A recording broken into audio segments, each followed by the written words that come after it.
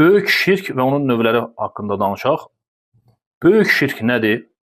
Böyük şirkul əkbar. Çünki şirkul əkbar var, böyük şirk var və kiçik şirk var. Əsas olan birinci bugün öyrəniləcəyimiz məsələ böyük şirk nədir? Böyük şirk Allaha xas olan ibadətlərin, yəni hər hansı növünü Allahdan qeyrisinə yönəltməkdir. Yəni ibadətlərdən hər hansı bir növ ibadət olursa olsun, yəni hər hansı bir növünü Allahdan qeyrisinə yönəltməkdir şirk. Misal olaraq dua. Dua edirsən, Allaha etməlisən, düzdür? Sən Allahdan qeyrisinə dua edirsənsə, nədir? Şirkdir. Və yaxud qurban kəsmək. Qurban Allah üçün kəsilməlidir. Fəsalli li rabbikə vənhər. Rəbbin üçün namaz qıl və qurban kəs. Sən Allahdan qeyrisinə edirsənsə, artıq Allaha şərik qoşmuş olursan. Və digərlər. Allah Subhanahu wa Ta'ala Quran-ı Kerimdə buyurur ki: "Və la tad'u min dunillahi ma la yenfa'uka və la yadurruk. Fa in fa'alt fa innaka idan minez-zalimin." Sənə Allahdan qeyri sənə nə xeyir, nə şər toxundura bilənə dua etmə.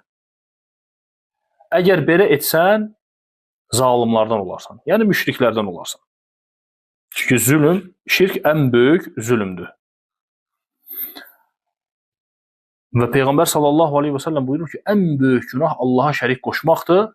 Sonra valideynlərin üzünə ağ olmaqdır. Sonra isə yəni yalançı şahidlik. Ən böyük günah Allaha şərik qoşmaq, valideynlərin üzünə ağ olmaq və yalan şahidlik etmək. Və fikir verin, Allaha şərik qoşmaq ən böyük günahlar sırasında gəldi. Ona görə şirkdən uzaq olmaq lazımdır və həmçinin valideynlərlə gözəl rəftar etmək lazımdır. Çünki Quran-ı Kerimdə Allah Taala öz haqqından yanaşı valideynin haqqını zikr edir. Yəni mənə və valideynlərimə şükür et deyir. Və yalançı şahidlikdən də yəni insan çəkinməlidir. Yalan danışmaq onsuz da olmaz. Yalan danışmaq olmaz. Amma yalandan şahidlik eləmək. Gəlirsən yalandan kiməsə deyirsən ki, yox mən gördüm belə idi. Yalandan deyirsən. Kiməsə zülm edirsən elə, yalançı şahidlik edirsən. Bu lap böyük günahdır. Yalan danışmaqdan da betər günahdır. Və ən böyük günah nə oldu dedik? Allaha şərik qoşmaqdır. Və şirk. Böyük şirk. Necə ki, Loğman aleyhissalam öz oğluna deyir ki, Quran-ı Kerimdə o ayə vardır. Ya buneyyə la tuşrik billah, innəş-şirkə lezulmun azim. Ey oğlum, Allaha şərik qoşma, çünki şirk ən böyük zülmdür. Şirki ən böyük zülm adlandırır. Və Peyğəmbər sallallahu aleyhi və səlləmdən yəni soruşulanda ki, Allah Rəsulü sallallahu aleyhi və səlləm ən böyük günah nədir? Deyir ki, Allah səni yaratdığı halda ona şərik qoşmaq olur, atayı tutmaq olur.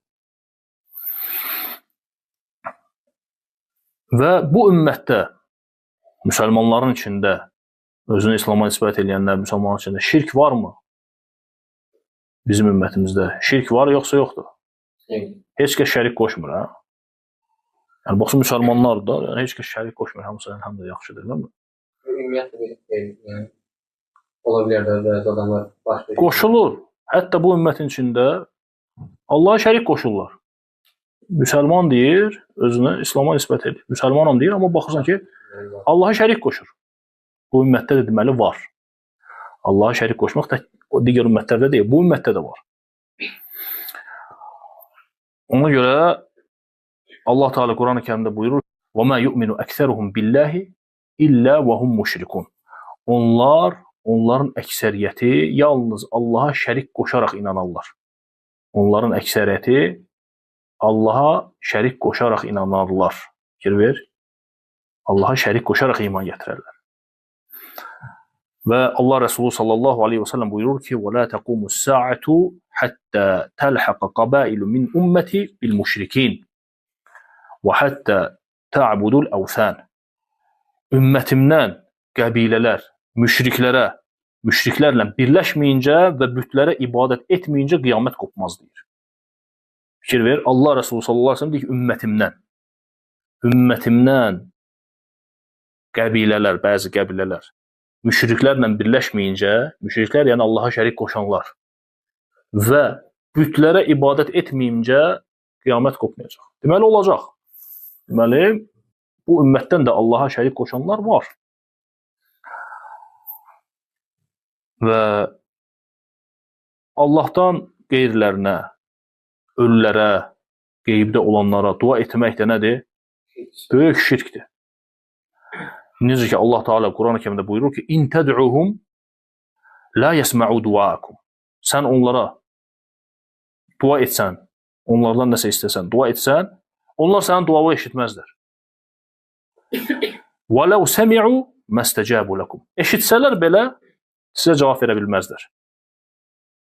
"Və yevmel qiyamati yekfuruna bi şirkikum." Və qiyamət günü də sizin şirkinizi inkar edəcəklər.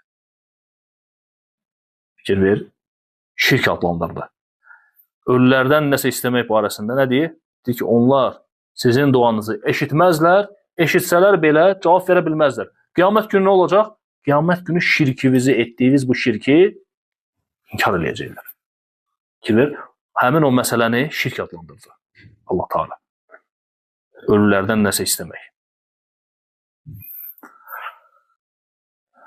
Ona görə Allah Resulü sallallahu aleyhi və səlləm deyir ki: "Mən mətə və huvə yəd'u min dunillahi niddən dəxələnlər." Kim Allaha şərik qoşaraq, duada Allaha şərik qoşaraq ölərsə, o da girər.